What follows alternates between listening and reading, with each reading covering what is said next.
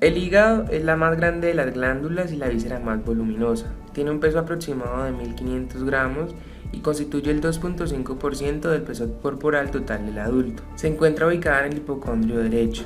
Está compuesta además por una cápsula que es un tejido conectivo fibroso que se le denomina cápsula de Gleason y una cubierta serosa que es el peritoneo visceral y es la cual rodea las glándulas excepto donde ésta se adhiere al diafragma. La anatomía del hígado está compuesta por unos lóbulos grandes que son lóbulos derecho e izquierdo y dos lóbulos pequeños que son los lóbulos cuadrado y caudado.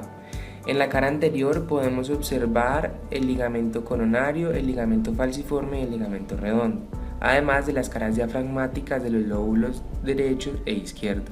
En la cara inferior del hígado podemos observar la vena cava inferior, la vesícula biliar, la vena porta, la arteria hepática propia, el conducto colédoco y el conducto cístico, además de los lóbulos cuadrado y caudado, y de las caras viscerales de los lóbulos izquierdo y derecho. El hígado tiene una fisiología muy especial. Participan procesos como la producción de proteínas plasmáticas como son las albúminas, las lipoproteínas, las glucoproteínas, la protrombina y el fibrinógeno, además de globulinas A y B. El almacenamiento de vitaminas que hace el hígado se concentra en el almacenamiento de vitaminas A, vitamina D y vitamina K. Además, el hígado participa en el almacenamiento, el metabolismo y la homeostasis del hierro, porque sintetiza casi todas las proteínas que intervienen en el transporte y el metabolismo del hierro, como son las transferrinas, la aptoglobina y la hemopexina. La transferrina es una proteína plasmática y transportadora del hierro. La aptoglobina se une a la hemoglobina libre en el plasma, desde donde el complejo entero es captado por el hígado para conservar el hierro. Y la hemopexina participa en el transporte del grupo hemo libre en la sangre.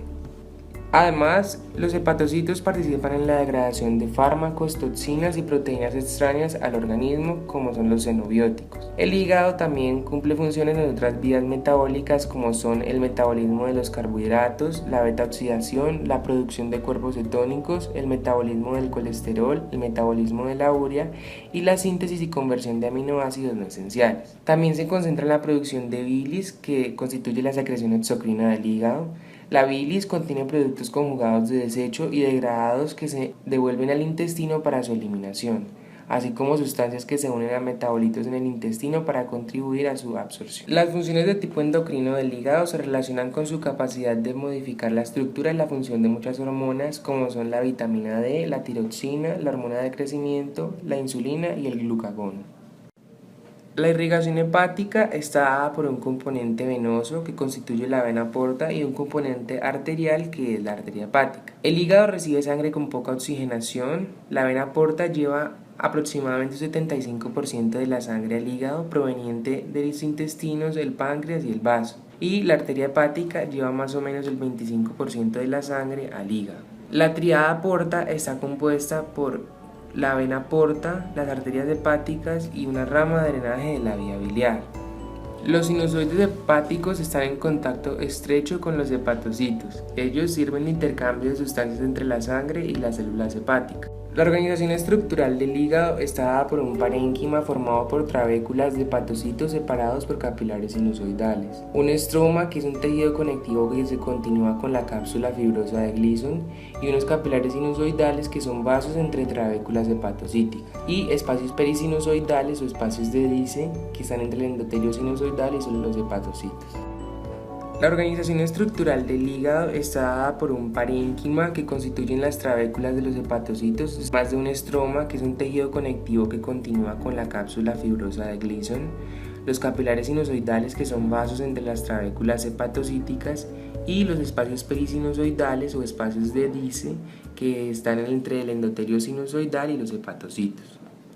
Los lobulillos hepáticos están compuestos por unos 3 tipos de unidades funcionales. El primero de ellos es el lobulillo clásico, el segundo el lobulillo portal y el tercero el acino hepático. El lobulillo clásico son pilas de trabéculas hepatocíticas anastomosadas de una célula de espesor separadas por el sistema interconectado de sinusoides que irrigan las células con una mezcla de sangre venosa, portal y arterial. El tamaño de este lobulillo es de aproximadamente 2 a 0,7 milímetros. En el centro hay una vena central o centrolobulillar en la cual desembocan los sinusoides. Hay trabéculas en disposición radial desde la vena central hacia la periferia del lobulillo. Hay unos espacios de Kierman, que son espacios portales que consisten en tejido conectivo laxo de la estroma caracterizado por la presencia de triadas portales, y espacios de Moll, que son espacios periportales entre el estroma del tejido conectivo y los hepatocitos. El segundo tipo de lobulillo es el lobulillo portal, que tiene como principal función exocrina del hígado, que es la excreción de la bilis. Su eje morfológico está dado por el conducto biliar interlobulillar de la tríada portal del lobulillo clásico. Sus bordes externos están marcados por una línea imaginaria trazada entre las tres venas centrolobulillares más cercanas a esa tríada portal. Finalmente tenemos el acino hepático, que es la unidad estructural que provee la mejor concordancia entre la perfusión sanguínea, la actividad metabólica y la patología hepática. Tiene una forma romboidal, es la unidad funcional más pequeña del parénquima hepático. Su eje menor está dado por las ramas terminales de la tríada portal y su eje mayor está dado por una línea perpendicular trazada entre las dos venas centrolobulillares más cercanas al eje menor. En el acino hepático, la disposición de los hepatocitos está dada por una zona 1, zona 2 y zona 3. Las células de la zona 1 son las primeras en recibir el oxígeno, los nutrientes y las toxinas desde la sangre sinusoidal, y son las primeras en exhibir alteraciones morfológicas después de la obstrucción de las vías biliares. Estas células también son las últimas en morir si hay trastornos de la circulación y son las primeras en regenerarse.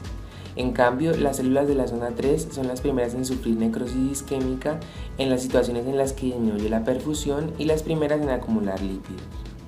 Hay una gran cantidad de vasos sanguíneos en el parénquima del hígado. Los vasos sanguíneos en los espacios portales son los vasos interlobulillares. En los sinusoides la sangre fluye de forma centrípeta hacia la vena centrolobulillar. La vena centrolobulillar transcurre a lo largo del eje central del lobulillo hepático clásico y desemboca en una vena sublobulillar. Las venas sublobulillares convergen para formar las venas hepáticas que desembocan en la vena cava inferior. Estas reciben la sangre de las vénulas hepáticas postsinusoidales. Tienen una capa bien definida de fibras del tejido conectivo que contiene fibras tanto elásticas como colágenas justo por fuera del endotelio. La vena centrolobulillar además recibe sangre de los sinusoides hepáticos y tiene fibras de tejido conectivo dispuestas en espiral. Los sinusoides hepáticos están constituidos por un endotelio sinusoidal discontinuo y una lámina basal discontinua. La razón de esto es que las fenestraciones son grandes y sin diafragma y tienen brechas amplias entre las células endoteliales contiguas. Las células de Kupffer pertenecen al sistema fagocítico mononuclear,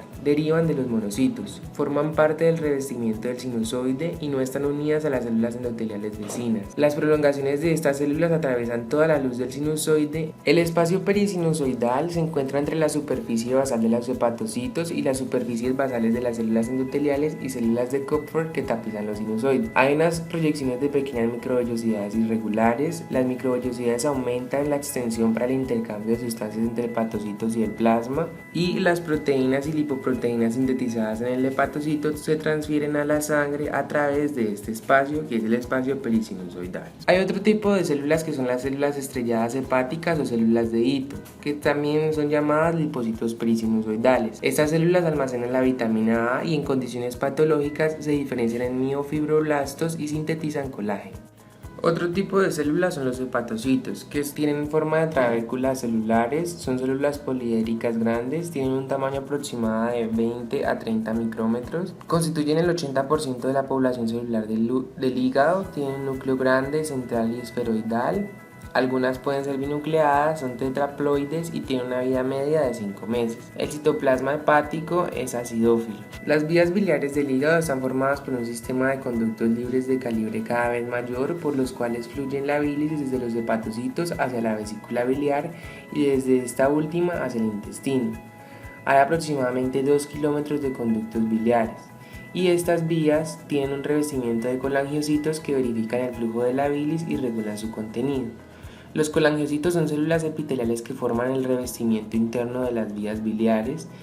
Estas células tienen escasos organulos, tienen lámina basal completa, tienen microvellosidades en su región apical y un cilio primario que detecta cambios del flujo laminal y tienen formas cúbicas y o cilíndricas. El canalículo biliar es un conducto pequeño formado por surcos opuestos en la superficie de los hepatocitos contiguos. Su luz está compuesta por aproximadamente 0.5 micras y se transforman a conductos de Hering. Los conductos de Hering son un segmento de la vía biliar constituido entre la parte por hepatocitos y en parte por colangiocitos de forma cúbica.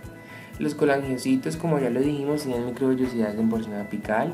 El conducto de Hering tiene una actividad contráctil que contribuye al flujo biliar unidireccional hacia el espacio portal y actúa como un reservorio de células progenitoras hepáticas. Los conductos biliares intralobulillares tienen un diámetro de 15 a 40 micras. Forman parte de la tríada porta y están compuestos por células con microvellosidades bien desarrolladas. Además, tienen una cubierta de tejido conectivo denso con fibras elásticas abundantes. Los conductos biliares extrahepáticos pueden ser conducto hepático común, que está formado por una longitud de 3 centímetros, está revestido por células epiteliales cilíndricas altas y no tiene capa muscular de la mucosa. El conducto cístico conecta el conducto hepático común con la vesícula biliar. Y el conducto colédoco tiene una longitud de 7 centímetros, termina en la ampolla de Vater en la pared del duodeno. El conducto colédoco tiene una longitud de 7 centímetros y termina en la ampolla de Vater en la pared del duodeno. Tiene un engrosamiento de la muscular de la mucosa. Un engrosamiento de la muscular externa duodenal constituye el esfínter de Oddi, que rodea los orificios colédoco y el conducto pancreático principal. La función que tiene la bilis es la absorción de las grasas, la excreción de colesterol, bilirrubina, hierro y cobre. El hígado produce aproximadamente 1 litro de bilis por día. La vesícula biliar es un órgano hueco con forma de pera ubicado en la cara inferior del lóbulo derecho del hígado. Está compuesto por un extremo ciego, el fondo, un cuerpo y un cuello, que es el que se continúa con el conducto cístico. Es capaz de almacenar hasta 50 mililitros de bilis. La mucosa está compuesta por epitelio cilíndrico simple, con células epiteliales cilíndricas altas o colangiocitos. Estos tienen núcleos ovalados y basales y un citoplasma eosinófilo claro. Tienen numerosas microvellosidades apicales cortas. La lámina propia de la mucosa está compuesta por tejido conectivo laxo y en ella se encuentran capilares fenestrados, pequeñas vénulas, gran cantidad de linfocitos y plasmocitos. También se pueden encontrar glándulas mucosas o mucosecretoras dispersas cerca del cuello, aunque son más comunes cuando la vesícula está inflamada. La vesícula biliar carece de muscular de la mucosa y de submucosa. La mucosa alimenta directamente con una delgada capa de fibras musculares lisas, la muscular externa. Esta capa tiene abundantes fibras colágenas y elásticas entre los haces de células musculares lisas. Estos haces se encuentran de manera aleatoria, sin dirección uniforme, a diferencia del intestino. La contracción del músculo liso reduce el volumen vesicular y esto es lo que fuerza la salida de su contenido, que continúa hacia el conducto cístico. Por fuera de la muscular externa hay una capa gruesa de tejido conjuntivo denso perimuscular. Esta capa tiene vasos sanguíneos de gran calibre, una red linfática extensa y nervios que inervan la muscular externa. También posee abundantes fibras elásticas y tejido adiposo. Cuando la vesícula se adhiere al parénquima hepático, esta capa se conoce como adventicia, y la superficie no adherida está cubierta por una serosa, o peritoneo visceral, que consiste en una capa de mesotelio y de tejido conectivo laxo. La vesícula biliar se vacía a través del conducto cístico que se une al conducto hepático común para formar el conducto colédoco. La pared del conducto cístico tiene todas las capas de la vesícula biliar. Funciones de la vesícula biliar. Es un sitio de almacenamiento y concentración de la bilis. Esta siempre se concentra ahí hasta que la presencia de lípidos en los alimentos en el duodeno desencadena la contracción refleja y el vaciamiento de la vesícula. Este reflejo es mediado por la colecitocinina. Esta hormona es liberada por células I del intestino delgado. El páncreas es una glándula alargada de entre 15 a 20 centímetros de largo, que tiene cabeza, cuerpo y cola. Su conducto pancreático recorre toda la longitud de la glándula y desemboca a nivel del duodeno en la ampolla hepatopancreática, regulada por el esfínter hepatopancreático. El páncreas tiene dos componentes, uno exocrino que sintetiza y secreta enzimas al duodeno para la digestión y otro endocrino que sintetiza insulina y glucagón para ser secretados en el torrente sanguíneo. El páncreas exocrino es muy parecido a la glándula parótida, Sus unidades de secreción son de forma acinosa o tubuloacinosa con células serosas. Sus células secretoras serosas tienen una basofilia en su citoplasma y unos gránulos sinógenos son más acidófilos. Se encargan de producir enzimas digestivas como las endopeptidasas, exopeptidasas, proteolíticas, enzimas amiloidáticas, lipasas y enzimas nucleóticas. Sus células centroacinosas se continúan en los conductos intercalares, que van a drenar a los conductos interlobulares. También hay hormonas que regulan la secreción de sustancias, como la secretina, que estimula las células para secretar bicarbonato y así reducir la acidez del quimo, y también está la colecistocinina, que permite que las células secreten sus proenzimas. En el páncreas endocrino contiene las células de Langerhans, que están rodeadas por una red de capilares fenestrados, y estos islotes contienen las células de tipo beta, que constituyen el 60 al 70% y secretan la insulina. También están las células tipo alfa, que constituyen un 15 a 20% y secretan glucagón. Y por último tenemos las células tipo delta, que constituyen un 5 a 10% y secretan somatostatina. Por otro lado están las células insulares menores. La insulina se encarga de la captación de glucosa para ser almacenada, lo cual recibe el nombre de glucogénesis, pero también se encarga de la glucólisis, que es para la utilización de la glucosa. También se encuentra el glucagón, que estimula la liberación de la glucosa en la sangre, y la somatostatina, que inhibe la secreción de insulina y glucagón. La irrigación del páncreas está determinada de tal forma que los islotes de Langerhans reciben entre un 10 a 15% de la sangre del páncreas para irrigar a los distintos tipos de células que lo componen.